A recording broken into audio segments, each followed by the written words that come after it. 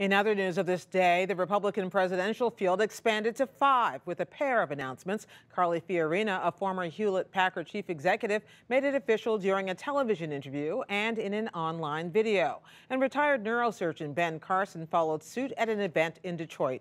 We'll hear some of what each had to say and get some analysis right after the news summary. Former President Bill Clinton is defending foreign donations to his family foundation. In an interview airing today, he dismissed speculation that other governments traded donations for official favors when Hillary Clinton was Secretary of State. She's now running for president. Mr. Clinton told NBC News the foundation has never done anything knowingly inappropriate. Also today, the State Department said it's found no evidence that the donations influenced any actions by then Secretary Clinton. And on a related matter, the former president said he'll continue to accept speaking fees of up to $500,000 apiece during his wife's campaign. He said, "I got to pay the bills."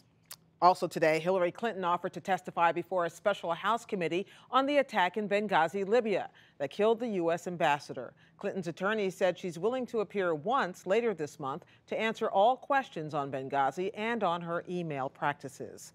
Calm seas in the Mediterranean sent waves of migrants sailing from Libya toward Italy over the weekend. Thousands were picked up at sea as the European Union struggled to keep up. Jane Deeth of Independent Television News has this report. The boats haven't stopped coming. In the space of 3 days, Italy, France and groups of volunteers have raced to the rescue of almost 7,000 people, including this baby girl born just hours after her mother was in a boat floating off the coast of Libya. Last month, EU members promised to send help. This French Navy ship rescued 217 people on Saturday. But where is the flagship HMS Bulwark? It left the Gallipoli event in Turkey a week ago, but only tonight is it ready to help after a reported diplomatic wrangle over whether rescued migrants could disembark at Italian ports.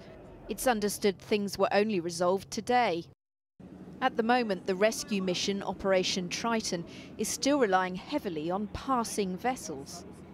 Mainly by commercial ships who are patrolling who are actually in the international waters and are able to carry out rescue operations faster than other ships which are quite distant from the rescue for the migrants in distress.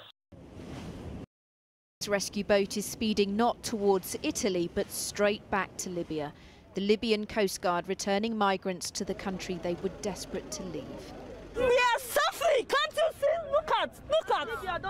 We are risking our life. Now that maybe we are happy being like this, we are suffering. Can't you see we are suffering? It's not a crime for me to risk my life for my family, to live good. Britain does now stand ready to help as the numbers risking it all for Europe continue to rise. The surge of migrants has touched off rising tension. Some political leaders in northern Italy are insisting their regions will not accept any more of the newcomers. In Nepal, the earthquake death toll topped 7,300 today, including 100 trekkers and villagers who were buried in an avalanche. And there was word that the climbing season for Mount Everest is likely over. Sherpa guides now say there's not enough time to safely rebuild the route. Central Tel Aviv cleaned up today after protests by Ethiopian Jews turned violent. They said they've been subjected to racism and denied opportunity. Police used stun grenades and water cannons on Sunday to disperse the crowds. The unrest was sparked by a video of policemen beating an Ethiopian Israeli soldier. Israeli President Reuven Rivlin said today the violence exposed an open bleeding wound in Israeli society. Violent political protests have claimed 3 more lives today in Burundi. The Red Cross said 45 others were wounded. The protests began April 26th after the African nation's president announced he'd run for a 3rd term, violating a 2-term limit. In Kenya today, visiting Secretary of State John Kerry warned against the move. We are deeply concerned about President Nkurunziza's decision, which flies directly in the face of the Constitution of his country. And the violence that is expressing the concern of his own citizens about that choice should be listened to and avoided as we go forward in these days. The UN says 30,000 people have fled from Burundi to neighboring countries. Back in this country, officials from President Obama on down praised a New York City policeman who died today.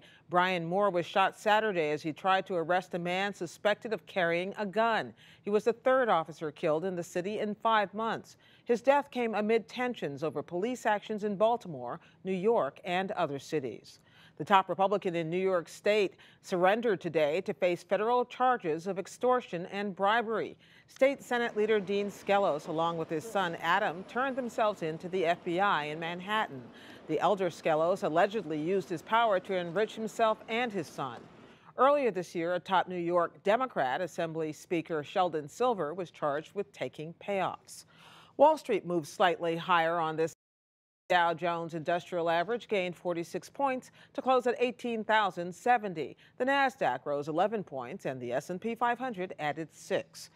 And Britain's newest princess now has a name, Charlotte Elizabeth Diana. Kensington Palace announced today, 2 days after she was born, that she will be known as Her Royal Highness Princess Charlotte of Cambridge. Her names honor Prince Charles, Queen Elizabeth, and the late Princess Diana, her grandfather, great-grandmother, and grandmother.